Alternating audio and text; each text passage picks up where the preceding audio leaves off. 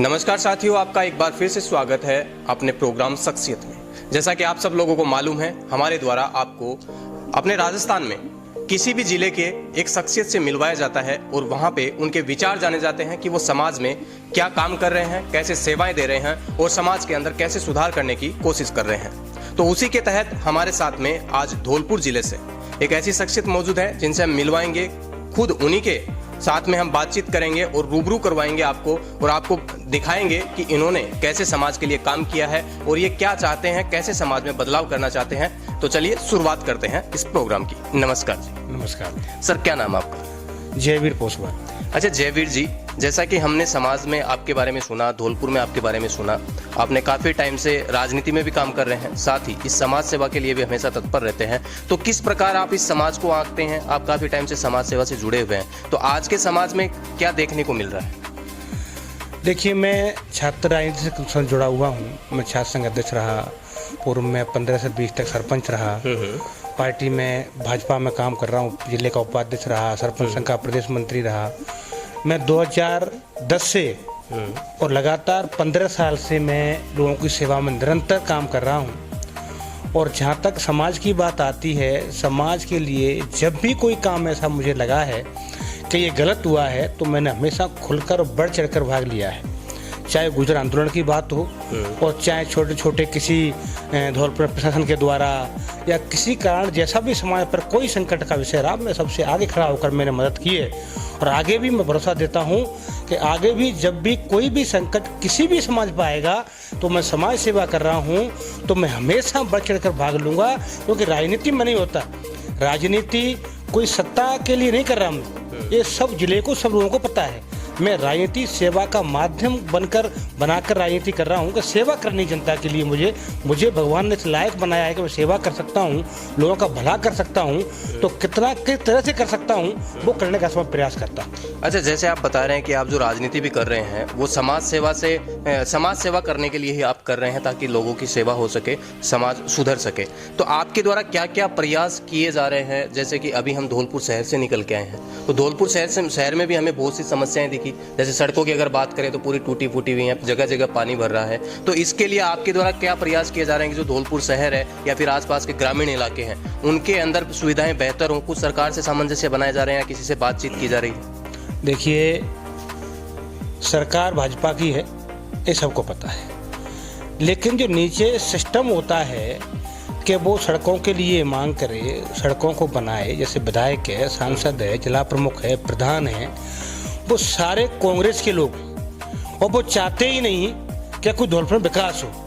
लेकिन सरकार असंभव प्रयास कर रही है। मौसम खराब है, इस मौसम सड़कें टूटती है, सबको पता है, बनाएंगे तब भी टूटेंगी। लेकिन मैं तो उन जनप्रतिनिधियों से प्रश्न करना चाहता हूँ जो लोग 50-50 वर्ष से निरंतर यहाँ विधायक बन के बैठे हैं। उनके बाप दादा मंत्री रहे, वित्त मंत्री रहे, आबकारी मंत्री रहे, ऐसे अन्य पदों पर भी रहे।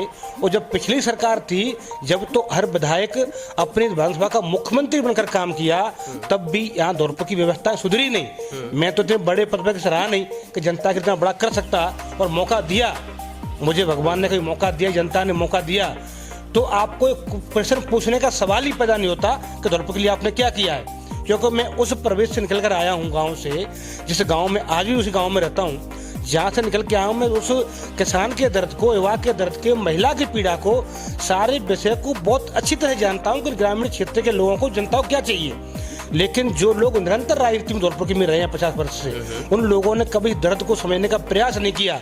अगर मेरी स्वयं की बात करते हैं, जब मैं सरपंच रहा तो गाँव की चौपाल पर बैठकर, ऐसे मैं समझता हूँ राजस्थान में किसी ने प्रधानमंत्री आवास योजना की लिस्ट नहीं बनाई होगी जैसे मैंने बनाई।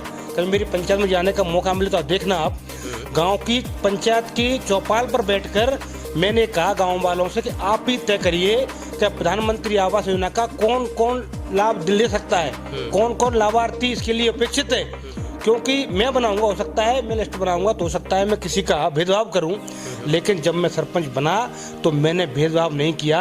मैंने पंचायत के लोगों से लिस्ट बनाई और 100 से ऊपर की लिस्ट पंचायत से मैंने विकास अधिकारी को दी। तो उन्होंने कहा कि इतना हो ही नहीं सकता। मैंने कहा हो नहीं सकता, ये करना पड़ेगा, क्योंकि मैंने नहीं, ये गाँव वालों ने तय किया, जनता ने तय किया, वास्तव में ही इस योजना के लायक व्यक्ति है। चाहे वो खाद्य सुरक्षा की बात हो, ऐसी अनेक योजनाएं कभी मैंने ये सोचा ही नहीं कौन से किस पार्टी का आदमी है, लेकिन जो सरकार की योजनाएं धरातल तक जाती हैं, लोगों को लाभ मिलता है, उसको करने का भरपूर प्रयास हमेशा किया है, आगे भी करता है। अच्छा, जैसे आप बता रहे हैं कि सरकार भाजपा की है, लेकिन यहाँ पे जितने भी जनप्रतिनिधि हैं वो सब कांग्रेस से हैं, उसकी वजह से विकास की जो कड़ी है वो कहीं पे ढीली हो रही है। तो उसके लिए तो बोला जाता है कि समाज के अंदर धरने भी दिए जाते हैं, प्रदर्शन भी किए जाते हैं, तो ऐसा कुछ करके इसको सुधारा नहीं जा सकता? सुधारा जा सकता है। जो लोग विपक्ष में बैठे हैं, आज उनका काम क्या है? सत्ता में थे, ठीक है, नहीं किया उन्होंने, सरकार थी, लेकिन विपक्ष कहाँ है? विपक्ष को करना चाहिए, कौन मना करता है? विपक्ष मांग करे ना, सरकार देगी। हमने मांग की है, सरकार दे रही है। भारतीय जनता पार्टी की पिछली सरकार में यहाँ इतना बड़ा जो हॉस्पिटल बना है, या मेडिकल कॉलेज बनी है, रायखेड़ा में कॉलेज बनी है, विधानसभा में, यहाँ अनेकों ऐसे काम हुए, चाहे यहाँ अपने वकीलों के लिए इतना बड़ा कोर्ट परिसर बना है, ऐसे अनेकों काम भारतीय जनता पार्टी की सरकार में हुए हैं। एक भी काम कांग्रेस सरकार में नहीं हुआ। अगर मैं झूठ बोलता हूँ तो कांग्रेस के जो लोग 50 साल से राज कर रहे हैं उनको 5 क्वेश्चन करूंगा, और वो 5 नहीं 2 ही क्वेश्चन बता दें कि बहुसंख्यक जनता को लाभ होता हो ऐसे 2 काम कौन से किए हैं सरकार ने, बता दें हमें। पिछली सरकार भाजपा में काम हुआ, अब भी होगा, डिले हो सकता है, थोड़ी बहुत लग रहा कम्युनिकेशन के बीच में है, जनप्रतिनिधियों को वो पूरा नहीं हो पाया, लेकिन मैं समझता हूँ बहुत जल्दी सरकार बहुत कुछ प्लान लेके बैठी और प्रतिनिधियों करेंगे भी, क्योंकि मुख्यमंत्री जी बहनलाल जी के साथ, मैंने जवाहर जी के साथ, मैंने संगठन में बड़ी हल्के पदाधिकारी के रूप में काम किया हो, छोटे पदाधिकारी के रूप में काम किया हो, लेकिन इनकी सोच को और विजन को मैं जानता हूँ कि मुख्यमंत्री जी और चाहे हमारे गृह मंत्री जी हों या भाजपा के अन्य मंत्री, उनके साथ भी बहुत काम किया है मैंने। वो यहाँ प्रभारी बन के आते थे, मैं भी बयाना विधानसभा का प्रभारी रहा, मैंने प्रदेश में कई जगह काम किया है पार्टी के रूप में, पार्टी के पदाधिकारी के रूप में। तो लेकिन उनके मैं मुख्यमंत्री जी के विजन को जानता हूँ कि वास्तव में वो काम करेंगे, लेकिन अभी थोड़ा सा समय कम हुआ है, 1.5 साल हुई है, और नए मुख्यमंत्री थे, थोड़ा सा व्यवस्थाओं में कमी रही होगी। अब अच्छा करने का प्रयास करेंगे, लेकिन कांग्रेस वालों को पुनः मैं कहता हूं आपके चैनल के माध्यम से कि वो अपने ऐसे 5 काम गिना दें जिससे बहुसंख्यक जनता को लाभ होता हो, और लगातार वो विधायक भी रहे, मंत्री भी रहे, सरकार में भी रहे हैं। हम जब सरकार में रहे हैं तब तक धौलपुर में बहुत अच्छे और बड़े काम हुए। अच्छा, जैसे आप बता रहे हैं कि जब जब सरकार यहाँ पे रही है तब काम हुआ है, पिछले बार भी आप बता रहे हैं कि काफ़ी हॉस्पिटल बने हैं, कॉलेज भी बने हैं, वो सब काम हुए हैं, लेकिन एक चीज़ हमें जानना है कि यहाँ के जो धौलपुर की अगर अपन बात करें तो यहाँ पे राजनीति थोड़ी अलग प्रकार की होती है। जैसे आप बता रहे हैं सरकार बीजेपी की है राजस्थान में, लेकिन यहाँ पे जितने भी पहलू हैं या पलड़े हैं वो कांग्रेस के हैं। तो ये क्या कारण है, ये जनता भी जानना चाहती है कि यहाँ की ये राजनीति कैसी होती है कि यहाँ पे अभी कांग्रेस है, सरकार बीजेपी की है, तो ये कहाँ पे कमी रहती है? ये सरकार की कुछ तैयारियों में कमी रहती है या फिर यहाँ के जनप्रतिनिधि कुछ कमजोर पड़ते हैं? देखिए, कांग्रेस सरकार में लोगों को व्यक्तिगत लाभ दिया जाता है, जनता का ध्यान नहीं दिया जाता।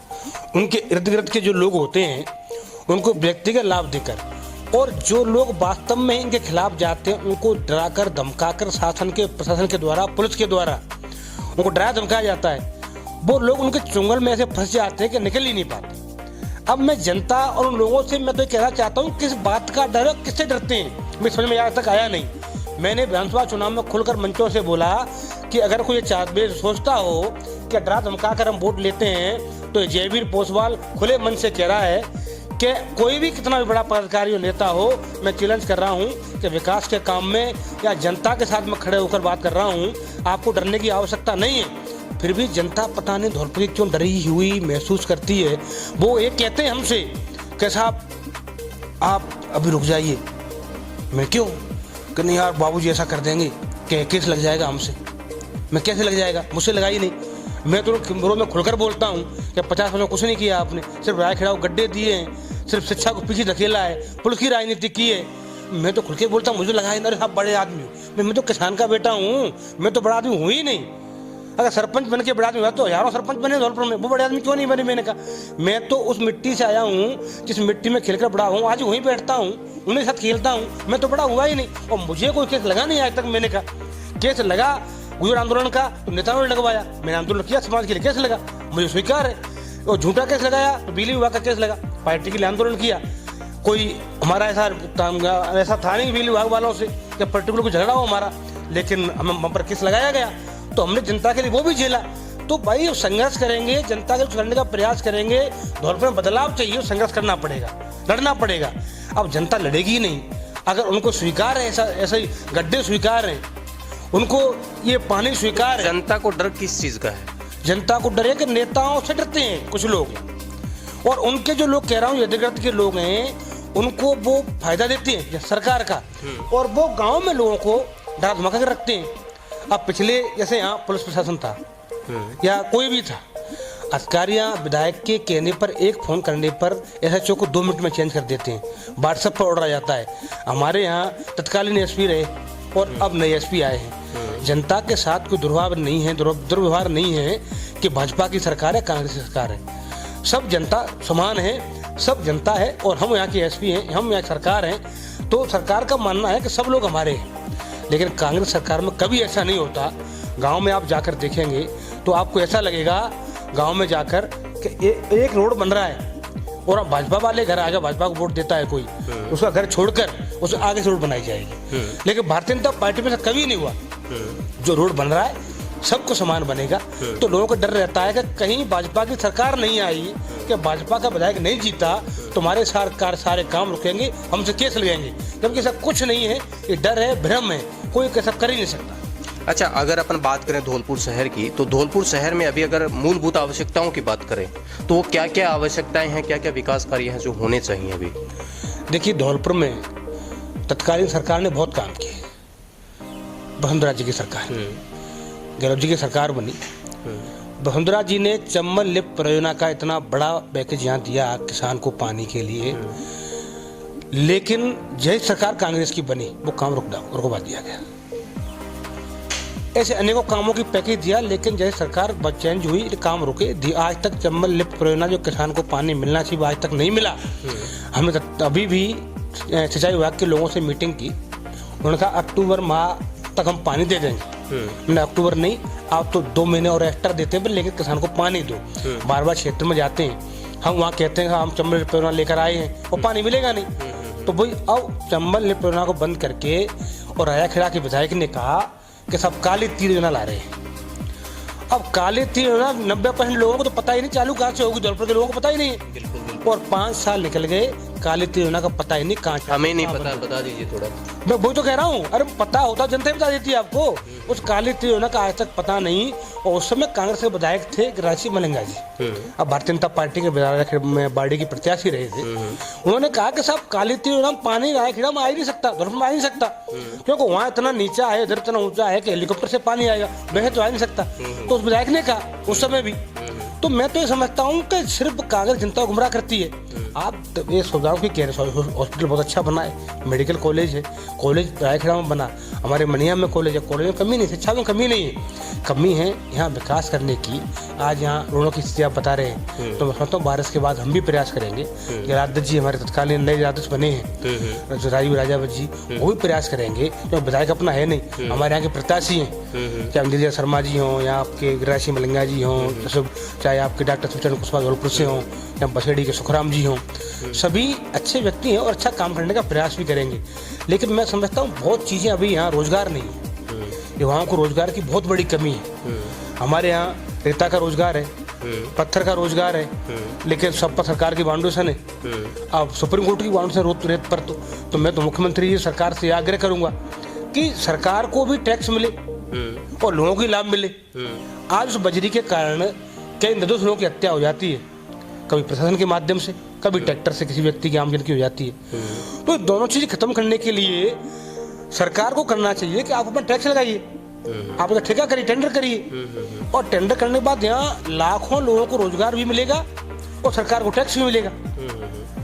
तो इस तरह से हमें युवाओं के रोजगार के लिए नौकरियां तो सरकार देती है, लेकिन कोई फैक्ट्रियां आए हैं या बड़े व्यापारी आए हैं, जब यहाँ लोगों को रोजगार, प्राइवेट रोजगार मिलेगा, तब तक नहीं मिलेगा तब तक विकास नहीं हो सकता। विकास के लिए लोगों को शिक्षा की ओर अग्रसर होना पड़ेगा, और शिक्षा के बाद यहाँ बड़े बड़े व्यापारी कंपनियां आकर जो फैक्ट्रियां नहीं खोलेंगे, लोगों को रोजगार नहीं मिलेगा। सबसे बड़ा हथियार आज के ज़माने में शिक्षा है, लेकिन शिक्षा हो गई, BA कर लिया, MA कर लिया, अब नौकरी नहीं है। अब सब लोग सरकारी नौकरी लग नहीं सकते, हम भी जानते हैं, आप भी जानते हैं। जब तक यहाँ मूलभूत सुविधाओं को सरकार नहीं देखेगी, लोगों की समस्याओं को धरातल पर नहीं देखा जाएगा, तब तक जो आमजन की समस्या है, तब तक विकास हो ही नहीं सकता। जैसे अपन ने इस बारे में चर्चा की है, ये जनता भी सुन रही है, ये भी ज़रूर कमेंट करके बताएगी कि आपके जो भावनाएं हैं वो इनको कैसी लग रही हैं। हम बात करें अभी जैसे कि राजस्थान सरकार है, उन्होंने जो पुरातत्व विभाग है या फिर जो दार्शनिक स्थान है उनके लिए भी बहुत सारे कुछ बजट पास किए थे, साथ ही उनके ऊपर बहुत सारे काम भी करवाए हैं पूरे राजस्थान में। अभी जैसे हम धौलपुर शहर के अंदर से आए और आपका घंटाघर फेमस है, वहाँ पे हमने देखा कि पूरा टूटा फूटा है नीचे से और अंदर भी पूरा गंदगी फैला हुआ है। तो इसका क्या कारण है? इसके ऊपर जिला प्रशासन ध्यान नहीं दे रहा है या फिर पुरातत्व विभाग ध्यान नहीं दे रहा है, यहाँ के जनप्रतिनिधि ध्यान नहीं दे रहे हैं? यहाँ नगर परिषद में भी सभापति कांग्रेस के हैं। अच्छा, मैं कहता हूँ नीचे का सिस्टम पूरा ध्वस्त पड़ा है धौलपुर का। अब जनता ने क्या सोचा, उसमें क्या किया, तो पता नहीं है। जनता के मन की बात कौन जान सकता है। लेकिन नीचे का अब आप मानिए कि घंटा की सफाई करने मुख्यमंत्री तो आ नहीं सकते, लेकिन यहाँ के प्रशासन को ध्यान देना चाहिए। लेकिन जो सभापति जनता ने यहाँ बनाया, सफाई की हालत मैं स्वीकार कर रहा हूँ, सरकार भले ही मेरी है, लेकिन मैं स्वीकार करता हूँ सफाई की हालत धौलपुर में बहुत बदतर है। कोई सफाई व्यवस्था ही नहीं है। पिछले बारिश के अंदर पूरे 60% धौलपुर में पानी भर गया कॉलोनियों में। लोग निकलने गांव जाने चले गए, गांव में रहे लोग। लेकिन यहाँ के जिला कलेक्टर साहब बहुत अच्छे व्यक्ति हैं, आप मिलना। उन्होंने इतना प्रयास किया पिछली बार से कि इस बार बारिश में कुछ कॉलोनियों को भी और धौलपुर में बारिश के पानी की व्यवस्था हुई है, वो निकला है पानी, उनको सहूलत मिली है। गंदगी के ढेर तो वैसे ही पड़े हैं, लेकिन बुरा नहीं कह सकते। ये मैं कलेक्टर साहब से निवेदन करूंगा आपके मीडिया के माध्यम से, चैनल के माध्यम से, कि सफाई व्यवस्था को ध्यान दें। उनको पता भी है, कई बार बोला भी है हमने, जब भी चर्चा होती है कहते भी हम, कलेक्टर साहब ध्यान दीजिए। लेकिन जब तक नगर परिषद को जनता ने जिस व्यक्ति को बिठाया और वो व्यक्ति ध्यान नहीं दे, मैं आज सरपंच बनूं या मैं जिला प्रमुख बनूं, प्रधान बनूं, एमएलए बनूं, और मेरा ही ध्यान नहीं है, शासन को क्या लेना देना सर? हम जो कहेंगे वो ध्यान देगा। लेकिन जिसकी जिम्मेदारी है तो जिम्मेदार व्यक्ति को ध्यान रखना चाहिए कि मेरी क्या जिम्मेदारी है। धौलपुर का विधायक कौन है, उसको ध्यान रखना चाहिए। धौलपुर का चेयरमैन कौन, उसको ध्यान रखना चाहिए। सरकार है, मुख्यमंत्री मान लिया, सरकार हमारी है, लेकिन मुख्यमंत्री सारी चीजें नहीं कर सकता। मुख्यमंत्री व्यवस्था अपलोड कर सकता है, सरकार है, सिस्टम है, लेकिन करने वाले कौन है? हम लोग है ना करने वाले। तो हम नहीं करेंगे तो कैसे होगा वो? अब घंटाघर की बात कर रहे हैं, बहुत अच्छी बात कही आपने। इतना अच्छी जगह है और इतनी प्रसिद्ध जगह है, उसके बावजूद सफाई नहीं है, तो बड़ी विडंबना की बात है।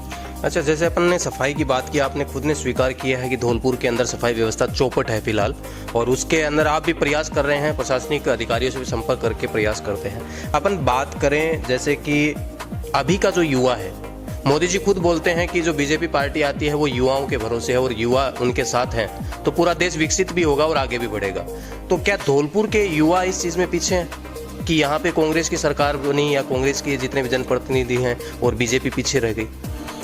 देखिए, धौलपुर में युवाओं की कमी नहीं है। मैं छात्र राजनीति से रहा, ऐसा गांव नहीं है, दाढ़ी नहीं है, या लोग नहीं है, मेरे परिचय के लोग नहीं है। सिर्फ जरूरत है उन्हें जगाने की, उनको ये बताने की कि विकास कैसे होगा। विकास आपके हाथ में है, किसी और के में नहीं है। जब तक राजनीति के माध्यम से जो चीज़ें चाहते हैं आप उस तरीके से नहीं चलेंगे तो मैं समझता हूँ वो काम नहीं होगा। हर बार यहाँ होता है, जब बीजेपी की सरकार होती है विधायक कांग्रेस के होते हैं, और जब कांग्रेस सरकार होती है विधायक बीजेपी के बन जाते हैं। जब तक इस सिस्टम को धौलपुर की जनता चेंज नहीं करेगी तब तक मैं समझता हूँ कि विकास होने की संभावनाएं नहीं है। और युवा साथियों से मैं तो आग्रह करता हूँ कि अपनी हर मांग के लिए, हर काम के लिए संघर्ष करना पड़ेगा, लड़ना पड़ेगा। बिना संघर्ष से कुछ नहीं मिलेगा। मैंने अपने जीवन में, क्या मेरे पर कोई बड़ा हाथ है? मेरे पर कोई बड़ा हाथ नहीं, मेरा कोई आका नहीं है। सिर्फ मैं संघर्ष की बदौलत यहाँ खड़ा हूँ और जो मेरे मित्र, मेरे साथी जो यहाँ मेरे साथ हैं उनकी बदौलत खड़ा हूँ। मेरे परिवार का बड़ा सहयोग है, मेरे भाइयों का भी मेरे साथ, लेकिन उतना ही सहयोग मेरे मित्रों का भी है और उनके संघर्ष से यहाँ खड़ा हूँ कि नेता आका के माध्यम से नहीं खड़ा।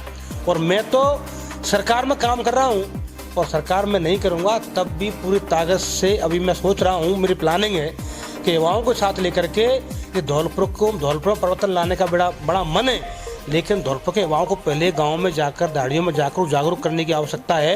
पिछड़ा हुआ इलाका है, उन लोगों को भ्रमित कर रखा है, उन्हें जगाने का वो जगह संकल्प लें कि धौलपुर में जन्म लिया है हमने, जिस गाँव में जन्म लिया है वो गाँव कैसा होना चाहिए। जब मैं गाँव में खेलता था, क्रिकेट खेलता था, एक मेरे वहाँ जगह है स्कूल के पास, स्कूल मर्ज हो गया था। कुछ गांव में 5वीं तक विद्यालय नहीं, तो गांव कैसा हो सकता है मेरा गांव?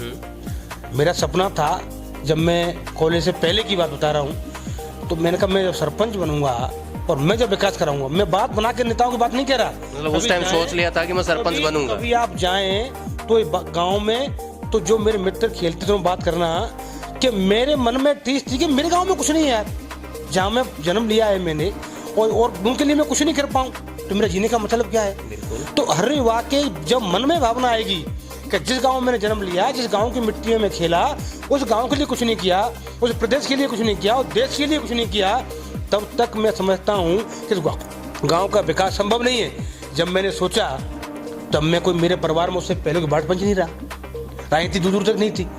लेकिन जब मैं सोचता था कि यार मुझे सरपंच बनना है, एक बार गाँव की स्थिति को बदलना है, मैं सरपंच बना 15 से 20 तक। और सबसे पहले स्कूल मर्ज हुआ, 3 साल जयपुर के चक्कर लगाए, कोई नेता नहीं था मेरे पास, जयपुर के चक्कर लगाए, सचिवालय के चक्कर लगाए। 3 साल बाद वसुंधरा जी मुख्यमंत्री थी, धौलपुर के हमारे एक नेता अब्दुल फकीर खान जी, उन्होंने भी साथ दिया और वो स्कूल मर्ज हुआ। आज मैंने उसमें 6 कमरे बनाकर 12th तक कराने का विचार है, 8वीं तक हुआ है, उसको मैं 12th तक करा के छोड़ूंगा, ये मेरा संकल्प है। और वहाँ मैंने 50 लाख काटिल सेवा केंद्र बनाया, वहाँ मैंने हॉस्पिटल बनाया 25 लाख रुपए का मेरे गाँव में, 50 लाख का गौरव पथ बनाया। इससे कुछ लोगों ने कहा, पड़ोसी लोगों ने कहा अपने गांव में सारा कुछ बना रहे हो, मैंने कहा हेडक्वार्टर है पंचायत का है, अब मैं क्या कर सकता हूँ। जो गांव पंचायत का हेडक्वार्टर होता है वहाँ सारी चीजें आती हैं, तो तक विद्यालय भी आना सरकार का नियम था, अटल सेवा केंद्र वहीं बनेगा, गौरव पथ वहीं बनेगा, हॉस्पिटल वहीं बनेगा। फिर भी मैंने मेरे पड़ोसी गाँव उसके लिए भी 12th तक का स्कूल मैंने वो करा दिया, मैं ठीक है वहाँ यहाँ भी होना चाहिए।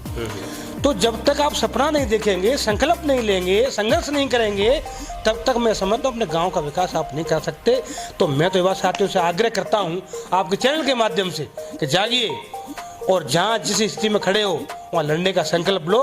विकास मेरी गारंटी, विकास होगा, ये सरकारें किसी की भी हो लेकिन विकास करेंगी, ये मेरी गारंटी है। और बहुत जल्दी बहुत बड़ा विजन लेकर विकास इसकी युवाओं के लिए मैं निकलूंगा भी और करके भी बताऊंगा आपको। अभी हमारा एक आखिरी सवाल आपसे है, आप युवा हैं, तो अभी अपने युवा नेता कांग्रेस से राहुल गांधी जी वो बोल रहे हैं कि संविधान बचाओ, तो इसके ऊपर आपके क्या विचार है? क्या संविधान को कुछ नुकसान हो रहा है? तो उससे संबंधित आप हमें कुछ अपनी राय दीजिए, प्रतिक्रिया बताइए। आप मुझे बताओ संविधान खतरे में कैसे? मेरी समझ नहीं आया, मैं भी ग्रेजुएट हूँ, मैं संविधान की व्यवस्था में समझ में नहीं आएंगे संविधान खतरे में कैसे है। खतरे में संविधान जब था, इंदिरा गांधी ने इमरजेंसी लगाई, जिन लोगों ने, हम जैसे लोगों ने संघर्ष किया, बात को उठाने का प्रयास किया, जेल में डाल दिया, 2-3 साल लोग जेलों में रहे, जब संविधान कहाँ था साहब। आप लोग संविधान की दुहाई देते हैं, संविधान खतरे में है, सिर्फ ये बहाना है राजनीति करने का। बाकी आप मुझे बताइए कि जब हमारे राजनाथ सिंह जी देश के गृह मंत्री हैं, देश के रक्षा मंत्री हैं, और रक्षा मंत्री जी जेल में थे उस समय, और उनकी माँ का निधन हुआ, उनको माँ के निधन में अर्थी में कंधा देने का समय आपने वो नहीं दिया, समय नहीं दिया, तो उस समय संविधान खतरे में नहीं था। जिस व्यक्ति ने, चाहे वो किसी पार्टी का हो या संगठन का हो या कैसे भी काम कर रहा देश के लिए, उसने आवाज उठाई और आपने हर व्यक्ति को जेल में डाल दिया।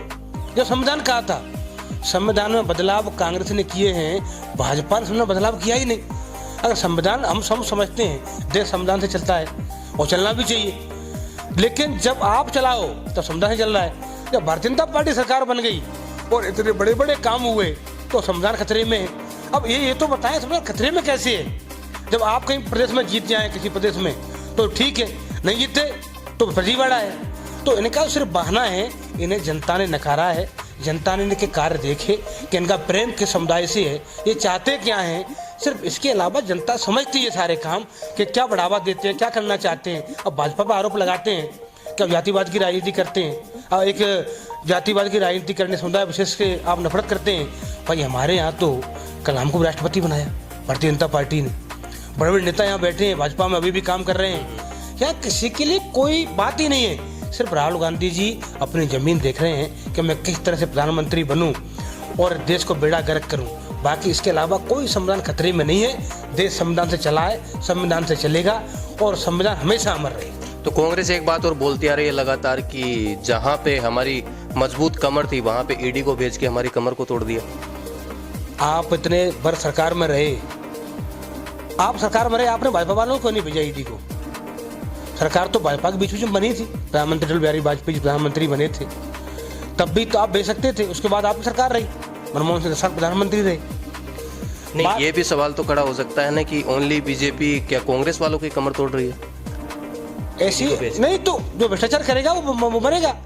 इसमें मैं हूँ, भाजपा कांग्रेस कौन है भाई? भाजपा के लोग नहीं कर रहे तो बचे हुए, करेंगे तो मरेंगे। अब कांग्रेस के लोग भ्रष्टाचार कर रहे हैं, लूटने का काम किया है, बहुत सारे भ्रष्टाचार हजारों करोड़ों में हुए। अब जो हजारों करोड़ भ्रष्टाचार करेंगे, जनता ने देखा है कि किस तरह से भ्रष्टाचार करते हैं। अब भ्रष्टाचार की जननी है कांग्रेस, और जब किया इन्होंने तो मैं समझता हूँ कि बचेंगे नहीं। मोदी जी का जमाना है, भारतीय जनता पार्टी की सरकार है। ये जो लोग काले धंधे करते हैं वो बचने वाले नहीं है। ये कितना भी संविधान की दवाई दें या ईडी को भेजते हैं, चुनाव आयोग को फर्जी बताएं, ऐसा कुछ नहीं है। सिर्फ सरकार नहीं बनी, चुनाव आयोग पर आरोप लगा दो, ईडी ने छापा मारा तो सरकार पर आरोप लगा दो, मोदी जी करा रहे हैं। इनका ये सिर्फ रोना है, बाकी जनता ने नकारा है, जनता ने इनका चेहरा बेनकाब किया है।